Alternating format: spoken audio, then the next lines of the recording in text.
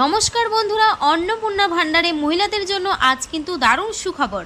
আজ 16ই জুলাই অন্নপূর্ণা ভান্ডার প্রকল্পে এখনও আপনাদের ব্যাঙ্ক অ্যাকাউন্টে 3000 টাকা ঢোকেনি। আন্ডার ইনকোয়ারি কিংবা পেমেন্ট ফেলিয়ার বা পেমেন্ট রিজেক্ট দেখাচ্ছে।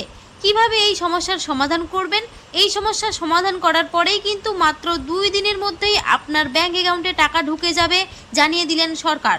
শুধু তাই নয়, এই সমস্যার সমাধান করলেই কিন্তু আপনার ব্যাঙ্ক অ্যাকাউন্টে টাকা ঢুকে যাবে, তারও একটি প্রমাণ আপনাদের আমি এই ভিডিওতে দেখাবো। তাই আপনার যদি বর্তমানে স্ট্যাটাসে আন্ডার ইনকোয়ারি কিংবা পেমেন্ট ফেলিয়ার বা পেমেন্ট রিজেক্ট কিংবা আন্ডার প্রসেস যদি দেখায়, সেক্ষেত্রে আপনাদের কি করতে হবে, কোথায় কি জমা করতে হবে, কি কি ডকুমেন্টস লাগবে, সমস্তটাই কিন্তু এই ভিডিওতে আপনাদের বিস্তারিতভাবে জানাতে চলেছি। তাই ভিডিওটি কিন্তু একদমই স্কিপ না করে শেষ পর্যন্ত দেখবেন। আর বলবো, চ্যানেলে কেউ নতুন দর্শক হলে অবশ্যই চ্যানেলটিকে সাবস্ক্রাইব করে পাশে থাকা বেল আইকনটি অন করে রাখবেন এই ধরনের গুরুত্বপূর্ণ আপডেট সবার আগে পাওয়ার জন্য। তো চলুন দেরি না করে আজকের ভিডিওটি শুরু করছি। দেখুন, বলা হয়েছে অন্নপূর্ণা ভান্ডারে এখনও টাকা ঢোকেনি, পরবর্তী কিস্তি কবে দেবে? আন্ডার ইনকোয়ারি পেমেন্ট ফেলিয়ার সমস্যার সমাধান। চলুন এই বিষয়ে কি উঠে এসেছে সেটা আমরা এখন আলোচনা করি। অন্নপূর্ণা ভান্ডারে আজ আবারও ঘোষণা হয়ে গেল নতুন মহিলাদের জন্য দারুণ সুখবর। যাদের এখনও ব্যাংকে 3000 টাকা জমা হয়নি, এছাড়া যাদের স্ট্যাটাসে রিজেক্ট, আন্ডার ইনকোয়ারি বা পেমেন্ট ফেলিয়ার দেখাচ্ছে, তাদের জুলাই মাসে টাকা পেতে হলে কি করতে হবে তা জানালো। সমস্যা সমাধানের জন্য এই 3টি ডকুমেন্টস জমা করতে হবে। কোথায়, কিভাবে? দেখুন, অনেকেই আছেন যারা মাসের পর মাস অপেক্ষা করছেন, কিন্তু সরকারি টাকা অ্যাকাউন্টে আসছে না। আসলে অনেকেরই অনলাইন আবেদনে কোনো ছোটোখাটো ভুল রয়ে গেছে। প্রশাসন থেকে পরিষ্কার জানিয়ে দেওয়া হয়েছে, যাদের টাকা আটকে আছে তাদের সরাসরি যোগাযোগ করতে হবে আপনার নিকটবর্তী বিডিও অফিস, এসডি অফিস অথবা মিউনিসিপ্যালিটি অফিসে।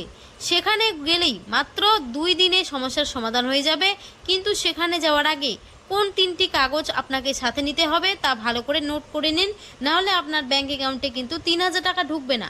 তো এখানে বুঝতেই পারলেন, আপনাদের যদি বর্তমানে অন্নপূর্ণা ভান্ডারের টাকা না ঢুকে থাকে, আটকে থাকে, কিংবা আপনার যদি পেমেন্ট রিজেক্ট কিংবা পেমেন্ট ফেলিয়ার, এছাড়াও আপনাদের যদি আন্ডার ইনকোয়ারি দেখায়, তাহলে আপনাদের কিন্তু নতুন করে এই 3টি ডকুমেন্টস আপনাদের কিন্তু জমা করতে হবে। তো কি কি সেই 3টি ডকুমেন্টস দেখে নিন। টাকা নিশ্চিতভাবে পাওয়ার জন্য যে 3টি কাগজ আপনাকে রেডি করতে হবে সেগুলি হলো, 1 নম্বর, দেখুন বলেছে আবেদন করার সময় যে অনলাইন করার অ্যাকনোলেজমেন্ট স্লিপ পেয়েছিলেন সেটির জেরক্স লাগবে। 2 নম্বরে বলেছে আপনার আধার কার্ডের পরিষ্কার জেরক্স কপি লাগবে। 3 নম্বরে বলেছে আপনার ভোটার কার্ডের জেরক্স কপি লাগবে। তো এই 3টি ডকুমেন্টস আপনাদের কিন্তু নতুন করে আপনাদের ব্লক কিংবা এসডি অফিসে, কিংবা আপনি যদি মিউনিসিপ্যালিটি এলাকার হয়ে থাকেন সেক্ষেত্রে মিউনিসিপ্যালিটি অফিসে গিয়ে এই 3টি ডকুমেন্টস আপনাদের কিন্তু জমা করলেই আপনাদের কয়েকদিনের মধ্যেই আপনার ব্যাঙ্ক অ্যাকাউন্টে অন্নপূর্ণা যোজনার যে 3000 টাকা, সেই 3000 টাকা কিন্তু ঢুকে যাবে।